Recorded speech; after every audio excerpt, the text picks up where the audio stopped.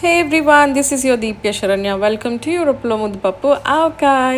Last వీడియోలో నా pregnancy journey గురించి కొంచెం షేర్ చేశాను, కానీ ఈరోజు మా లైఫ్లో జరిగిన ఒక అన్ఫర్గెటబుల్ ఇన్సిడెంట్ గురించి చెప్పాలనుకుంటున్నాను. అపాయింట్మెంట్ టైం ఇప్పుడు వీక్స్ అయింది. అపాయింట్మెంట్కి వచ్చాను చెకప్కి. ఎలా ఉందో బుజ్జి తల్లి చూడాలి. కంప్లీట్ ఆటమ్ ఇప్పుడు. ట్రీస్ చేంజ్ అవుతున్నాయి. ఉజ్జమ్మ కదులుతుంది. ఏం చేస్తుంది ప్రిన్సెస్? గార్డెన్లో ఇంటి ముందు అందరు చూసి షాక్ అవుతారు. మనం తప్ప ఎవరు ఇలా చేసాం. ఒక బెడ్ వేసుకుని అలా ప్రిన్సెస్ గారు ఎంజాయ్ చేస్తున్నారు. ఈ వీడియో ద్వారా మా ఫ్రెండ్ వాళ్ళ మమ్మీకి చాలా థ్యాంక్స్ చెప్పాలి. నా స్టార్టింగ్ మంత్స్లో మా అత్తయ్య కానీ మమ్మీ కానీ ఇంకా రాలేదు. ఆంటీ ఇక్కడ ఉన్నప్పుడు నాకు ఏ క్రేవింగ్ వస్తే అది నేను జస్ట్ ఇలా అనగానే ఈవినింగ్కి చేసి పంపించేసేవాళ్ళు అనమాట ఆంటీ. ఇది మేము ఒక ట్రిప్కి వెళ్ళినప్పుడు పాపం వాళ్ళందరూ వంట చేస్తుంటే నేను అలా బయట బెడ్ వేసుకొని రిలాక్స్ అవుతున్నా. రైట్, ఒకసారి చెప్పండి. సూపర్ అని పెట్టేయండి. ఇంకా ఉండాలంటే చిక్కదాని వచ్చేస్తుంది. కొత్తిమీర వేయాలంటే కొంచెం అసలు ఏది మామిడికి వేస్తే కొత్తిమీర వేయాలి. సో ఇంతకీ మ్యాటర్కి వద్దాం. మ్యాటర్ ఏంటంటే ఎప్పటిలాగే నేను నా 5th మంత్ చెకప్కి వెళ్ళాను అనమాట డాక్టర్ దగ్గరికి. జనరల్గా ఒక హాఫ్ అన్ అవర్లో చెకప్ అయిపోతుంది, బయటకు వచ్చేస్తామని నేను అనుకున్నా. బట్ అలా అల్ట్రాసౌండ్ చూస్తా. డాక్టర్ ఏమన్నారంటే, అర్జెంటుగా డెలివరీ చేసే హాస్పిటల్కి పదాలు, నువ్వు ఇవాళ నీకు డెలివరీ అయిపోతుంది, any time baby can come out అన్నారు. అంతే, అసలు అదొక పెద్ద బాంబు లాగా పేలిందనమాట మాకు.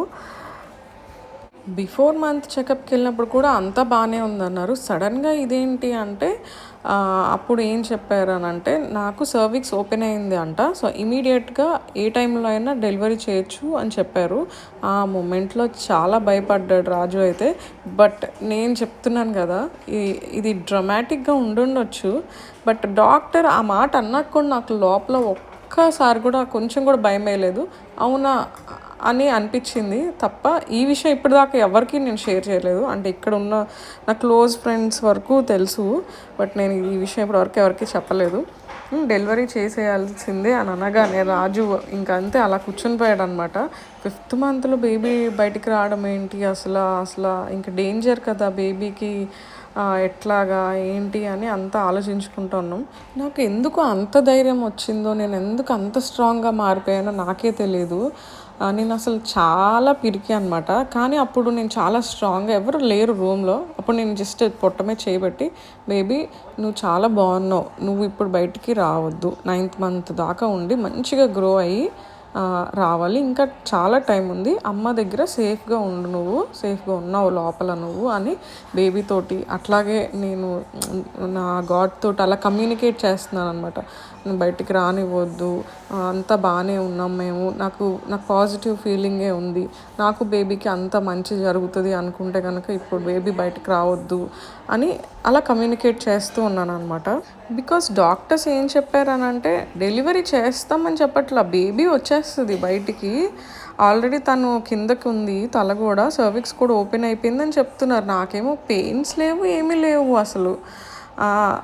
అంతే, ఓకే అదంతా అయిపోయింది. ఏ టైంలో మిడ్నైట్ ఆర్ ఎర్లీ మార్నింగ్ వచ్చి చేస్తామని చెప్పారు. నేను ఉన్నాను, వెయిట్ చేస్తున్నాను, రాలేదు. Next day morning 10 o'clock breakfast కూడా పెట్టాక ఇంకా వెయిట్ చేస్తున్నాను వస్తారని. 11 o'clock అలా వచ్చి మళ్ళీ చెక్ చేసి, వావ్ అసలు ఇప్పుడు డేంజరే లేదు, అంత బాగానే ఉంది, జస్ట్ నువ్వు బెడ్ రెస్ట్ తీసుకుంటే సరిపోతుంది అని చెప్పి పంపించేశారనమాట. నాకు అసలు మా పేరెంట్స్కి చెప్దామన్నా కూడా లేదు, ఎందుకంటే మా డాడీ అప్పుడు మానసరోవరం యాత్రకి వెళ్ళారనమాట. సో ట్రిప్లో ఉంటారు, టెన్షన్ పడతారు అని అదొకటి ఉంది. దూరంగా ఉన్నప్పుడు మనం ఎంత చెప్తే వాళ్ళు టెన్షన్ పడ్డం తప్ప చేసేది ఏమీ ఉండదని ఎవరికి చెప్పలేదు. సరే, ఫైనల్గా ఏమైందంటే ఇంటికి వచ్చేసాము, డిశ్చార్జ్ చేశారు. అప్పుడు నేను ఆలోచించింది ఏంటంటే, జస్ట్ 2 days బ్యాక్ నేను ఇలా మెడిటేట్ చేసుకుంటా, ఆ మెడిటేషన్లో అడిగా, నాకు డాక్టర్స్ హాస్పిటల్స్ అంటే నాకు చాలా భయము, ఈ డెలివరీ ఎలా అవుతుందో ఏంటో అని అలా కమ్యూనికేట్ చేస్తూ ఉన్నాను అనమాట మెడిటేషన్లో. సో ఇదంతా అయిపోయాక నాకు అర్థమైంది ఏంటంటే, నేను ఒక్కరోజు హాస్పిటల్లో ఉన్నా కదా, అప్పుడు నేను డెలివరీకి వచ్చిన వాళ్ళందరినీ చూశాను అనమాట. నేను డైలీ నిద్రపోయేటప్పుడు ఇదే ఆలోచిస్తూ ఉండేదాన్ని, ఎట్లా ఉంటుంది బెడ్స్, డాక్టర్స్ ఎలా ట్రీట్ చేస్తారు, డెలివరీ అయ్యాక వాళ్ళు ఎట్లా ఉంటారు, డెలివరీకి ముందు పెయిన్స్ ఎలా ఉంటాయి, ఇదే ఆలోచిస్తూ ఉండేదాన్ని. సో ఆ ఒక్క పూట నేను హాస్పిటల్లో ఉండడం వల్ల అన్ని టైప్ ఆఫ్ పేషెంట్స్ నేను చూస్తాను. నా పక్క రూమ్లో అప్పుడే డెలివరీ అయ్యి వచ్చారంట, ఆవిడని వాక్ చేయించడానికి ఇలా చేస్తున్నారనమాట. సో అది కళ్ళారా చూశాను. డెలివరీకి వెళ్ళే వాళ్ళని చూశాను. సో దానివల్ల ఏమైందంటే నాకు కొంచెం భయం పోయింది.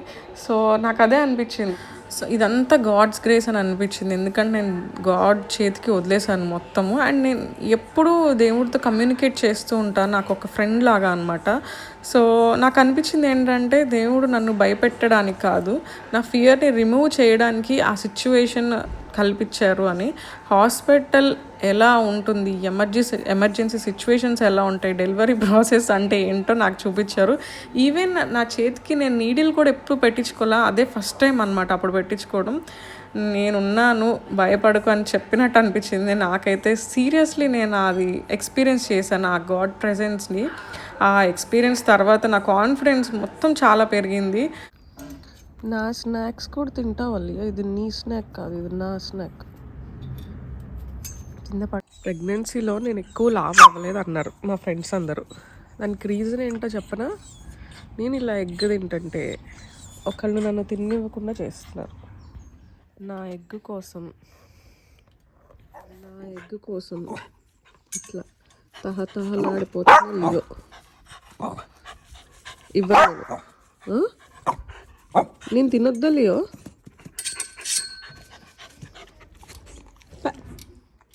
మంచిగా నేను గుర్తు చేసుకున్నప్పుడల్లా, ఇలా పొట్ట మీద చేయపెట్టినప్పుడల్లా కదిలేది. కమ్యూనికేషన్ అయితే ప్రెగ్నెంట్ ఉన్నోళ్ళు డెఫినెట్గా చేయండి. లోపల ఉన్న బేబీస్ అన్నీ వింటారు. అండ్ వాళ్ళు బయటకు వచ్చినప్పుడు అట్లాగే ఉంటారనమాట. సో మంచి మాటలు వినడము, రామాయణం వినడము, ఇదంతా డెఫినెట్గా చేయండి. నేనైతే వాల్మీకి రామాయణము చాగంటి గారు చెప్పింది కంప్లీట్గా నా డెలివరీ మొత్తం విన్నాను. డెలివరీ బిఫోర్ కొంచెం ఫ్యూ డేస్ ముందు కంప్లీట్ చేశాను అనమాట. సో బేబీ మొత్తం రామాయణం వింటూనే పెరిగింది లోపల. సో నెక్స్ట్ పార్ట్లోకి వెళ్ళిపోదాం. నెక్స్ట్ వచ్చేసి నా జెండర్ రివీల్ అనమాట. ఫ్రెండ్స్ అందరూ కలిసి సర్ప్రైజ్గా భలే ప్లాన్ చేశారు. అంటే జెండర్ రివీల్ చేసుకోవాలని నాకుంది, ఎందుకంటే జెండర్ నాకు తెలుసు, రాజుకు తెలీదు. నేను సర్ప్రైజ్ చేద్దామని అనుకున్నా. బట్ లాస్ట్ మినిట్లో కొంచెం నన్ను రెస్ట్ తీసుకోమనడం వల్ల వద్దులే అనుకున్నా. బట్ మా ఫ్రెండ్స్ చాలా బాగా ఆర్గనైజ్ చేశారు. డెకరేషన్ కూడా విమ్సిరి డెకార్స్ అని చెప్పి వియన్నాలో నా ఫ్రెండ్ అనమాట, సిరి అని, తను చేస్తుంది. ఎవరైనా వియన్నాలో ఉన్న వాళ్ళకి డెకరేషన్స్ కావాలంటే తన పేజ్ చెక్ చేయండి. నా శ్రీమంతం decoration and gender reveal decoration తనే చేసింది.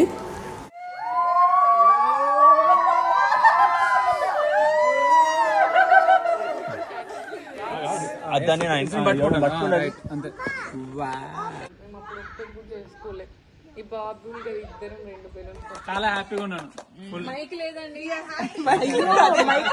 మాట్లాడరా కొంచెం పిల్లలందరూ.